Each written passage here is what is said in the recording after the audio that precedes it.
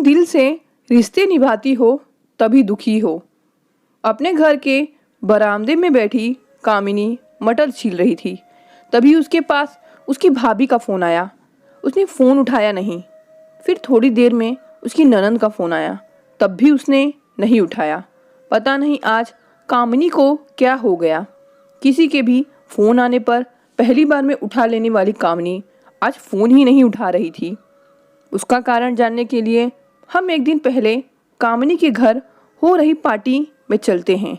कामिनी के पति के प्रमोशन के अवसर पर दोनों पति पत्नी ने मिलकर पूरे परिवार को पार्टी दी। आज कामिनी के घर उसकी बहन, भाभी, ननंद, सास और माँ सब आए हुए थे। कामिनी ने पार्टी में बहुत अच्छी योजना बना रखी थी। सबके आने के बाद कुछ ठंडा, फिर चाय और पकोड़े, उसके बाद खाना और फिर कुछ मीठा। परिवार के सब लोग उसके पति के लिए कुछ उपहार लाए थे। सबको उपहार लाते देख कामिनी असमंजस में पड़ गई। उसे लगा कि उसने लेन देन की तो कुछ भी तैयारियां नहीं की। कामिनी ने अपने मायके और ससुराल वालों की जमकर सेवा की। घर में कुछ नाच गाना भी हुआ।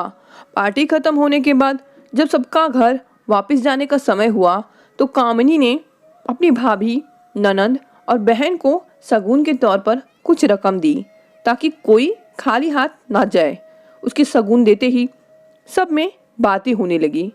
हम तो उपहार लाए और भाभी ने शगुन दे दिया, मेरे ससुराल वाले क्या कहेंगे? कामिनी की ननंद ने अपनी माँ से कहा। कामिनी जैसे ही कमरे के अंदर आई, सब आपस में बातें कर रहे थे और उसने अपनी भाभी को भी अपने भाई से कहते हुए सुना, देखिए जी, आपकी बहन ने क्या दिया है। लड़की के घर हैं, कैसी बात करती हो तुम, घर चलो। कामिनी के भाई ने उसकी भाभी से कहा। बस उसकी बहन चुप थी और खुश भी थी। कामिनी ने सबकी बातें सुन ली। सबके जाने के बाद वह मन मशोश कर बैठ गई। कामिनी अपने पति से बातें करते हुए, पता नहीं गौरव, मैं अपने परिवार के साथ जितना भी कर लूँ, मुझे कभी यश की प्राप्ति नहीं होती। सब लोग गिफ्ट लाए थे, चाहे मैं कुछ भी नहीं देती, परंतु मुझे किसी को खाली हाथ भेजना अच्छा नहीं लगा। इसलिए उपहार का इंतज़ाम ना होने की वजह से मैंने शगुन दे दिया। अब बताओ मेरी क्या गलती है? ऐसा कहते ही कामिनी रोने लगी। गौरव कामिनी का हाथ पकड़कर उसे दिलासा देते हुए कहा, कामिनी, हमारी शादी को 10 साल हो गए हैं। मैं तुम्हें अच्छे से जानता हूँ।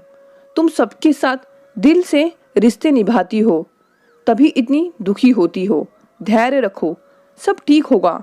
मटर छीलते छीलते कामिनी को जब अपने पति द्वारा समझाने वाली बात याद आई तो उसने अपनी ननंद और भाभी दोनों को वापस फ़ोन मिलाया।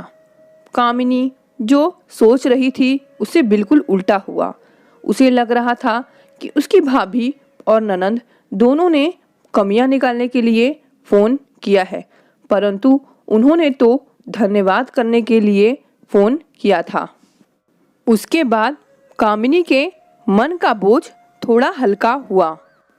दोस्तों, यह बात तो सच है कि अगर कोई भी स्त्री दिल से रिश्ते निभाती है तो उसकी कमियां तो निकाली ही जाती है, जिसमें दुखी होना भी जायज़ है।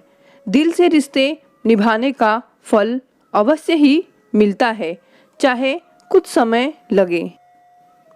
तो दोस्तों, अगर आपको यह कहानी पसंद आई है तो इस वीडियो को लाइक ज़रूर करें और चैनल को सब्सक्राइब करना ना भूलें। Thank you.